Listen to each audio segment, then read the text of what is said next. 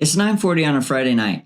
The dishes are done. The kids are finally asleep and nobody needs anything from you, right? So for the first time all week, your to-do list is empty. And this is the moment you've been waiting for since last Sunday night.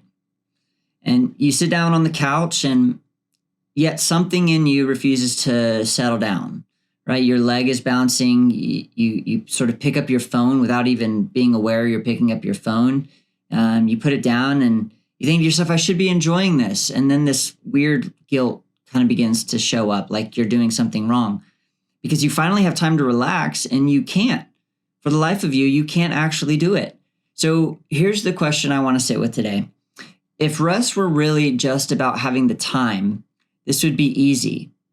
And you have the time, so why can't you use it? Hey everybody, welcome back to the channel. My name is Lee. I'm a licensed counselor and a biblical expositor. And full disclosure, I'm a bit of a spiritual formation nerd.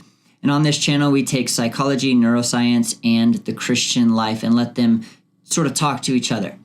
And if that's your kind of thing, welcome. You've come to the right place. I invite you to subscribe, turn on notifications, and join the family. What we're getting into today explains something a lot of us feel, and very few of us, I think, have language for it. And so I'm excited you're here.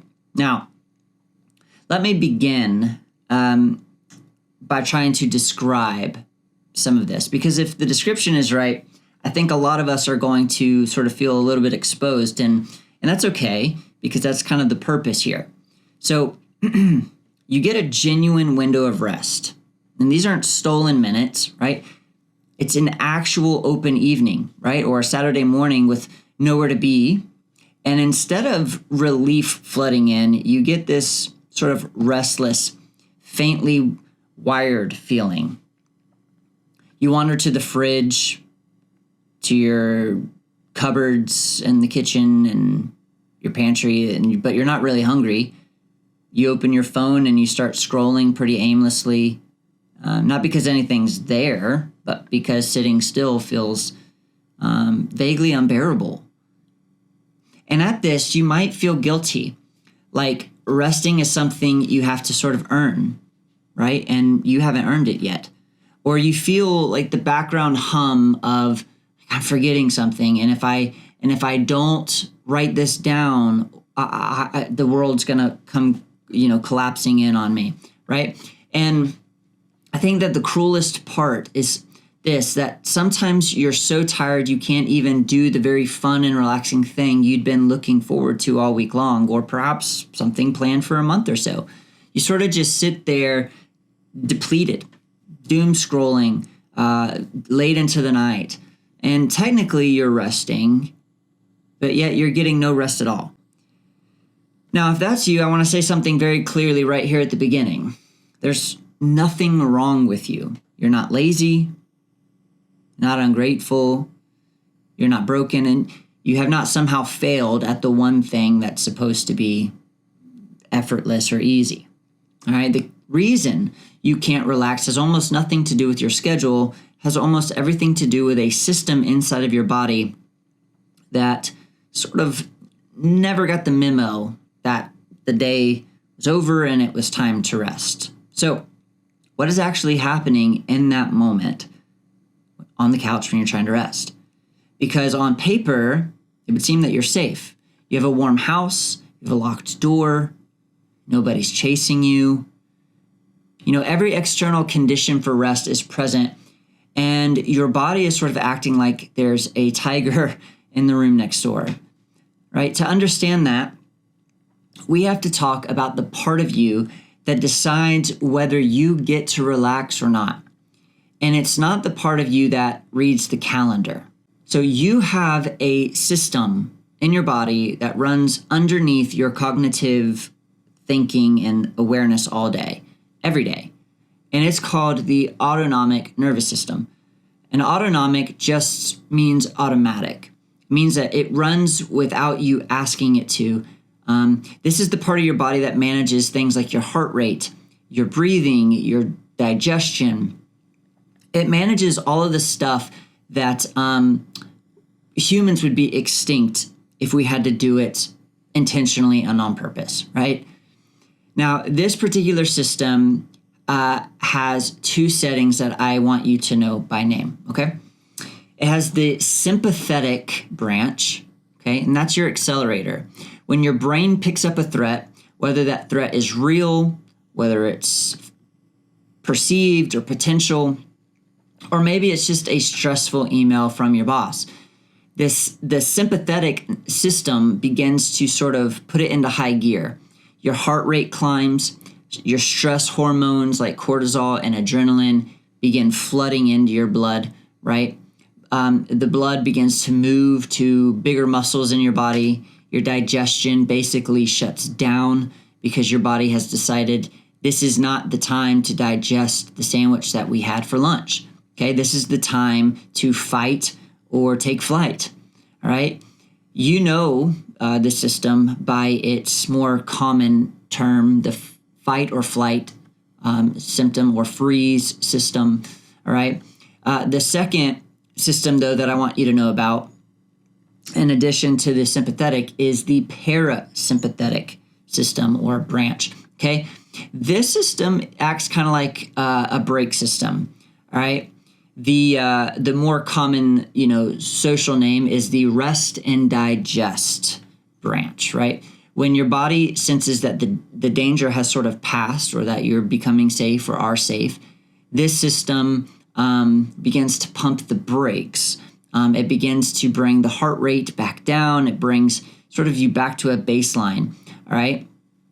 And now this is the important part. This is the system you're trying to reach and access and put at the forefront of your body when you're trying to rest, when you're on the couch, okay? So rest is not the absence of the accelerator. Rest is the presence, the ability of applying the brakes, all right? So now here's a piece of insight that we almost never really talk about. The threat system, that accelerator, right? It doesn't check your schedule. It doesn't know it's a Friday night. It doesn't know it's a Saturday morning. It doesn't know the kids have gone down for bed and they're finally asleep. It asks one question over and over. And this question resides even below conscious thought. It's asking, am I safe right now? And it answers that question not by reasoning, but more like by scanning. Scans your body, your surroundings. It scans your recent history. It's looking in these scans for cues. And your body then runs on a delay. When a stressor ends, you don't just sort of snap back to calm like we're flipping a light switch. Those stress chemicals, they take time to clear out of your system, right? Your system has to physically come back down. And if you had one hard morning and then a pretty peaceful afternoon, no problem. It comes back down. But most of us aren't living just one stressor at a time. We're living in a steady, constant drip, right? The email, then the traffic, then the text, then the thing that your children said, then the news, then the things you saw on social media, and then deadlines, and then the unforeseen project or stressor, right? Each one begins to kind of nudge that accelerator, and none of them give the brake system enough time to fully actually engage before the next one hits, okay? Researchers have a name for this sort of wear and tear that builds up when your body never gets all the way back to its baseline. They call it allostatic load, okay? Think of it like this. Your body has a set point for arousal, right? How switched on you are at rest, okay? When you live in chronic low-grade stress, that set point drifts upward.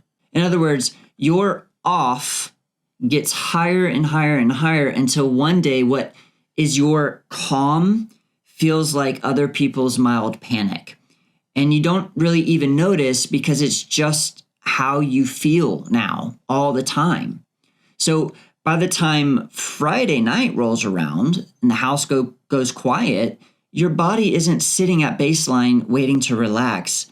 It's still idling at a fast pace with the engine warm. In other words, the threat is gone, but the inner state that the threat produced is still running. Now, here's where it gets a little cruel, but this is very important. Because your instinct, when you notice you can't relax, is to try to relax, you try harder. You try harder to make yourself calm down. And that doesn't work. In fact, it tends to make it worse, almost like you're throwing fuel onto the fire. Now, you have felt this if you've ever laid in bed exhausted and thought to yourself, I need to fall asleep. I need to fall asleep. I need to fall asleep. I need to be up in 6 hours. Fall asleep. And the harder you chased sleep, the more awake you got. Now, sleep is a state you can invite, but you cannot command it. The instant you turn it into sort of a task that you're trying to accomplish, you've activated the very system within you that keeps you awake. Effort is the accelerator. You cannot force your way into that break, that rest, all right? That sleep, okay? And rest very much works this way. You can't grip your way into it. Trying to relax is a contradiction in terms because trying is a form of doing and rest is a form of stopping. So people do the next best thing. They reach for relief. And I want to slow way, way, way down here because this is a distinction that once you see it, you can't see anything else. And it explains why your quiet evenings keep failing you. They keep running away from you, quite honestly. Relief and rest, they're not the same thing, okay? Relief is when pressure goes down, right? The deadline passes, your task is done, all right? You numb out, you scroll, you pour a drink, you binge, 22 episodes of something you're not going to remember, and the noise in your head gets a little quieter. That's relief, all right? It's the reduction of input. Rest is something else entirely. Rest is when your body downshifts into that felt sense of safety. The brake engages, the shoulders drop. The breath gets slow and very low. And something in you like genuinely has the ability to just let go, all right?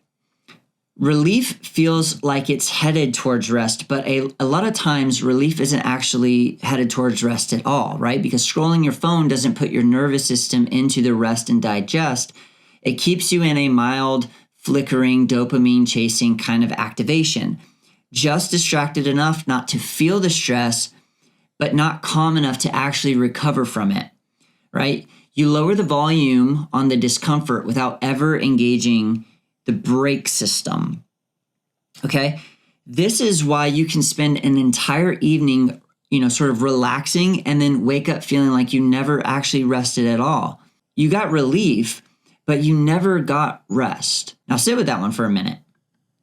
If rest is a state of safety, your body has to feel free to enter, and that means you can't force it.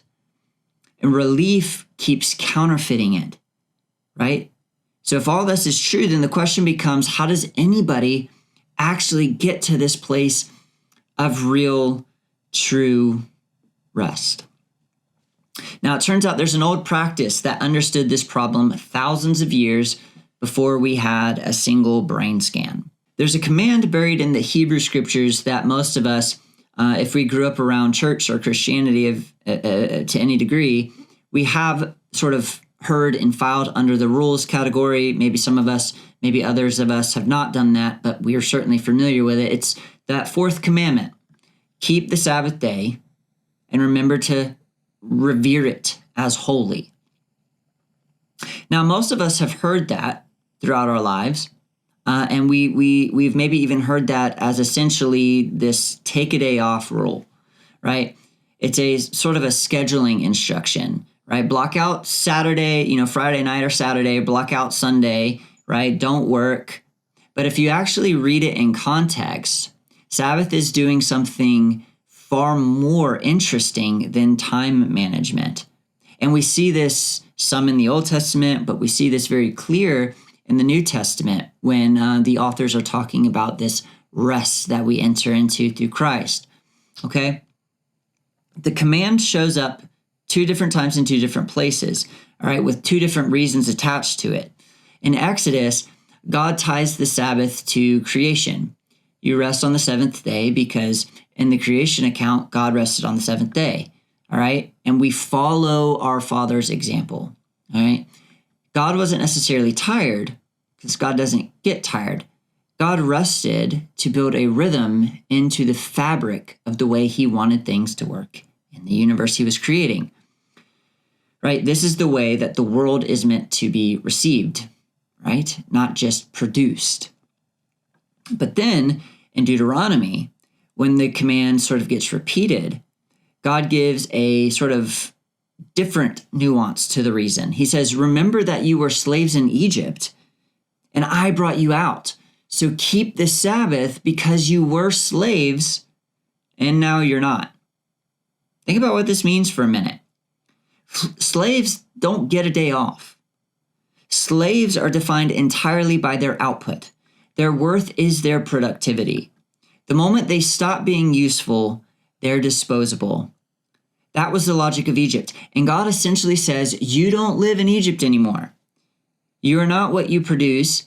And to prove it, once a week, you're going to stop. Not because you've earned the right to stop, but precisely because you don't have to earn your existence anymore.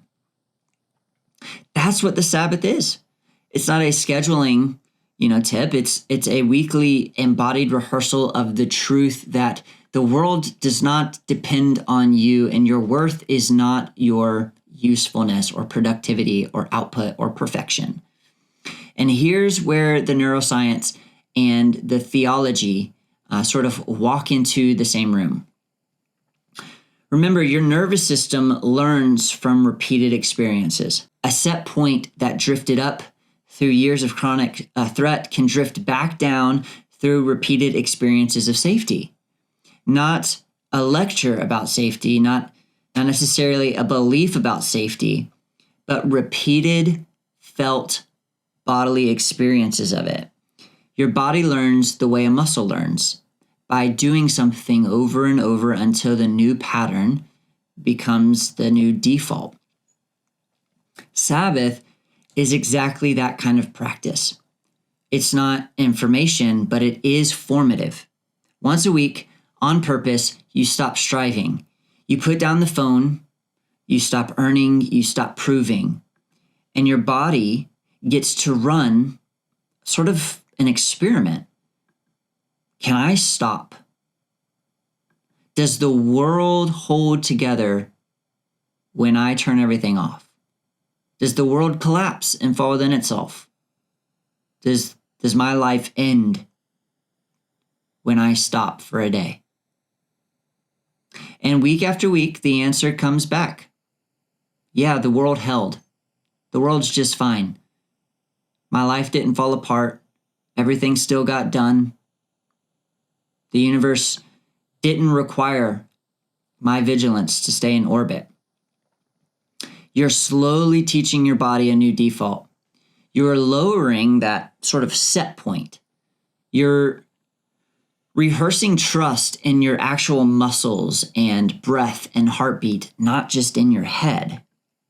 Now, Jesus said that the Sabbath was actually made for people, not people for the Sabbath.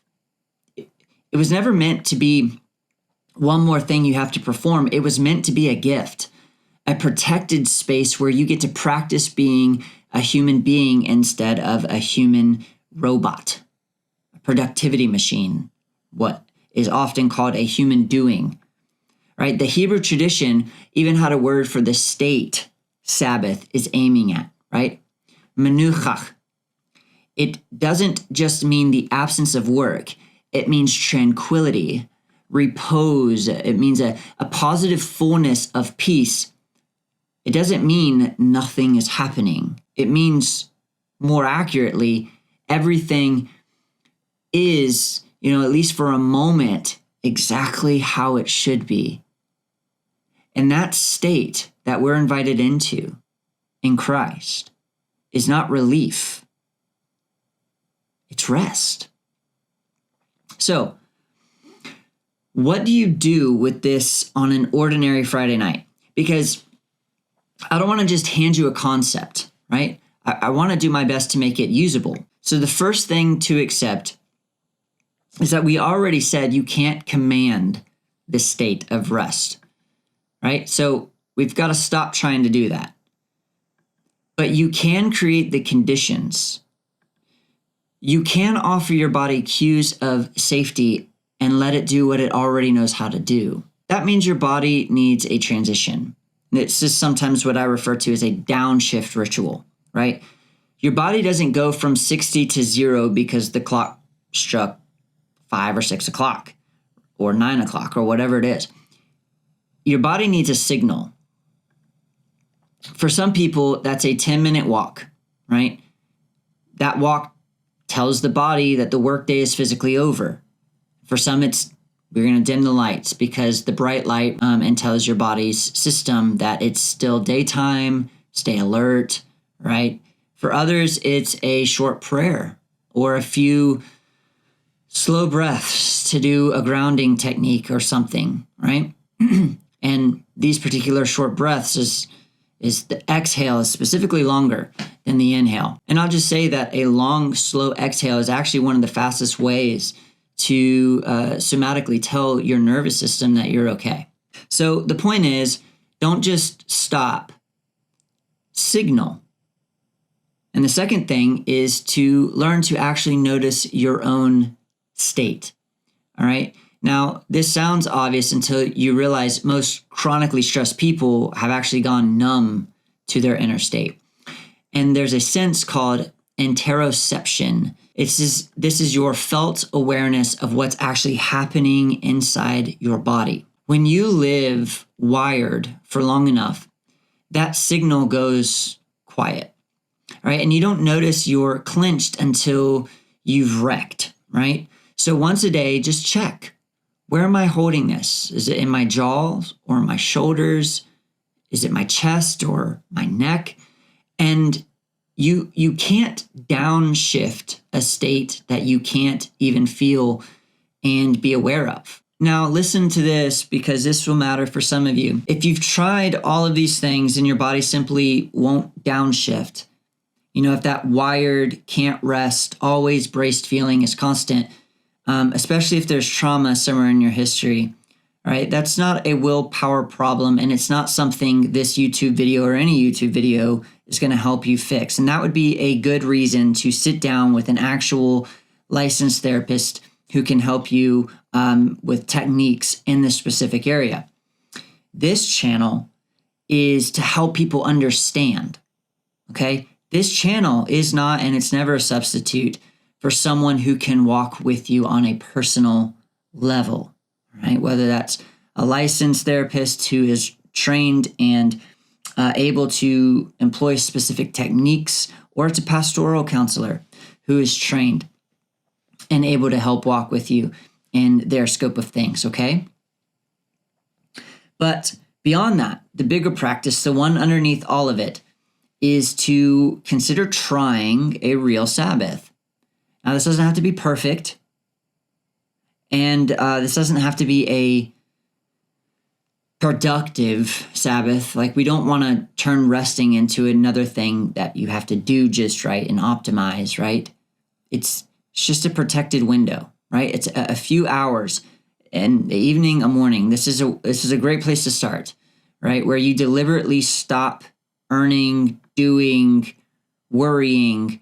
You put everything down and you trust God with all the worries. You trust God with all of the stress. You trust God with all of these things, right? You put your phone in another room, you turn it off, and you let your body run the experiment. All right? The experiment of I stopped and the world held, right? And then you do it again next week. And maybe you start off with a morning, or you start off with an afternoon, and then you expand it to half a day, and then it's a full 24-hour period. You don't have to just jump in the deep end all at once. You can work your way into this, okay?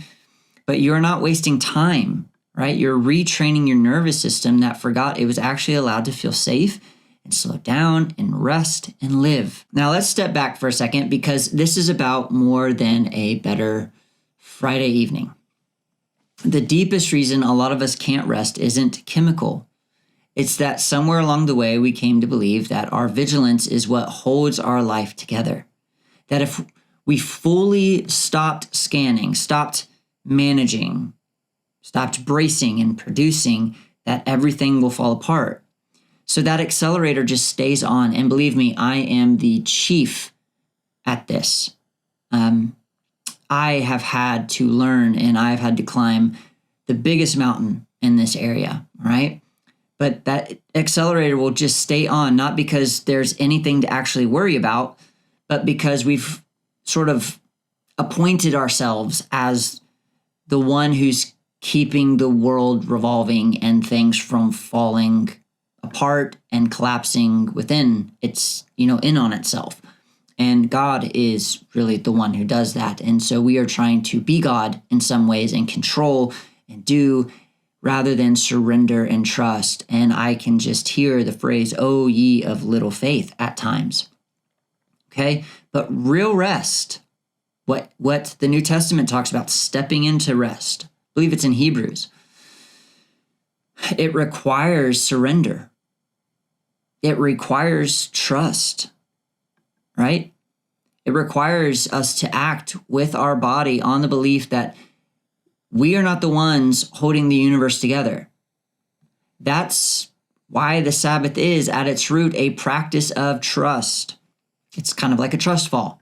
And every time you stop, you're saying, I am not God, and good news, I don't have to be.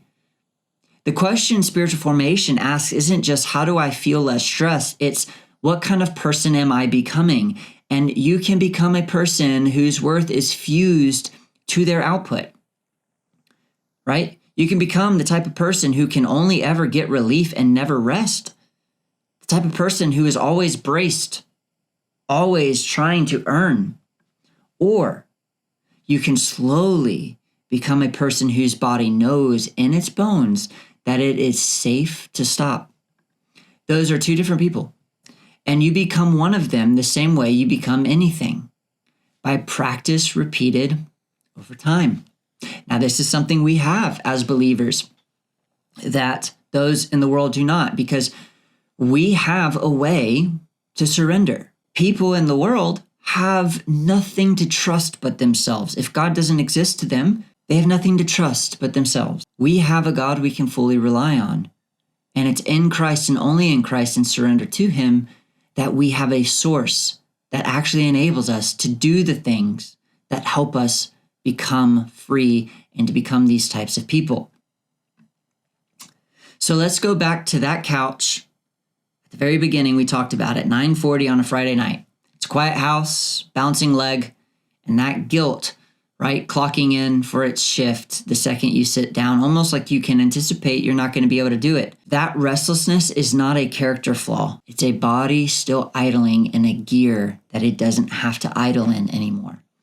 It's waiting for a signal that it's safe to shift down, a signal you were never taught how to send. Okay? You don't fix that by trying harder to relax. You fix it slowly by giving your body real experiences of safety again and again until that new pattern takes. Okay? Maybe the goal is never to build a perfectly scheduled life with more free evenings in it. Maybe the goal is to become the kind of person whose body finally believes it's allowed to put down all the weight, because deep down you've come to trust that the weight was never only yours to carry. Now, I'd love to hear from you on this. When you finally get a quiet moment, what does your body actually do with it? Do you land, or do you get restless? Let me know in the comments below. I read them, and honestly, I think a lot of us are going to feel a lot less alone once we say it out loud and once we can see all the others walking the same journey with us. And if this gave you language for something you felt for years, please share it with someone you know who cannot for the life of them sit still. And I'll see you in the next one. As always, God bless.